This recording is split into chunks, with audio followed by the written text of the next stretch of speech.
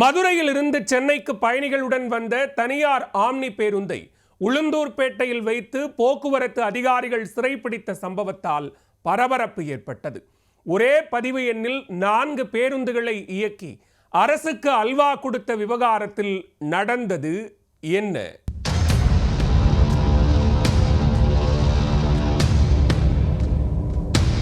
மதுரையில் இருந்து தனியார் சொகுசு பேருந்து ஒன்று 23 பயணிகளை ஏற்றிக்கொண்டு சென்னைக்கு பயணித்தது. இந்த பேருந்தை திண்டுக்கல் மாவட்டம் நத்தம்பகுதியைச் சேர்ந்த சுரேஷ் என்பவர் ஓட்டிச் சென்றார். பேருந்து கள்ளக்குறிச்சி மாவட்டம் உளுந்தூர்பேட்டை சுங்கச்சாவடியில் சுங்கக் கட்டணம் செலுத்துவதற்காக நிறுத்தப்பட்டது. அந்த பேருந்தில் ஓட்டப்பட்ட ஃபாஸ்டாக் மற்றொரு பேருந்துக்கும் பயன்படுத்தப்பட்டதைக் கண்டு அங்கிருந்த ஊழியர்களுக்கு சந்தேகம் எழுந்துள்ளது. உடனடியாக பேருந்தை நிறுத்திவிட்டு சுங்கச்சாவடி அதிகாரிகளுக்கு தகவல் தெரிவித்துள்ளார். இதுகுறித்து உளுந்தூர்பேட்டை காவல் நிலையத்தில் மோட்டார் வாகன ஆய்வாளர் ராஜ்குமாருக்கும் தகவல் தெரிவிக்கப்பட்டுள்ளது.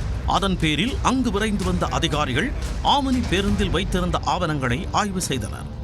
அப்போது பல்வேறு மோசடி சம்பவங்கள் அம்பலமாகின.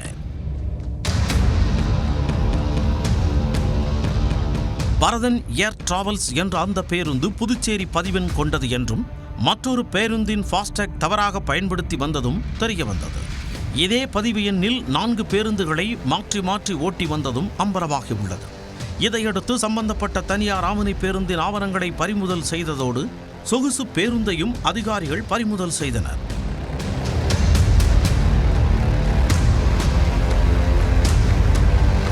விசாரணையில் சாலை வரி கட்டாமல் அரசுக்கு இழப்பை ஏற்படுத்தும் வகையில் ஒரு பேருந்தின் ஆவணத்தை கொண்டு 4 பேருந்துகளை பயன்படுத்தி வந்தது உறுதியாகியுள்ளது.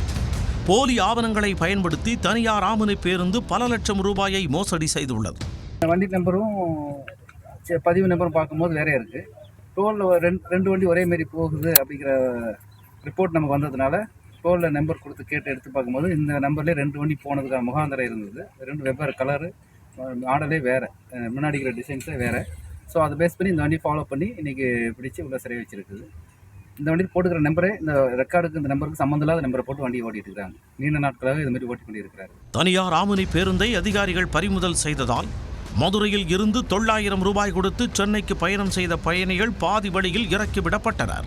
பின்னர் பயணிகளுக்கு தலா 200 ரூபாய் மட்டும் திருப்பி வழங்கப்பட்டதால் பயணிகள் வாக்குவாதத்தில் ஈடுபட்டனர். இதனால் அப்பகுதியில் சிறிது நேரம் பரபரப்பு ஏற்பட்டது.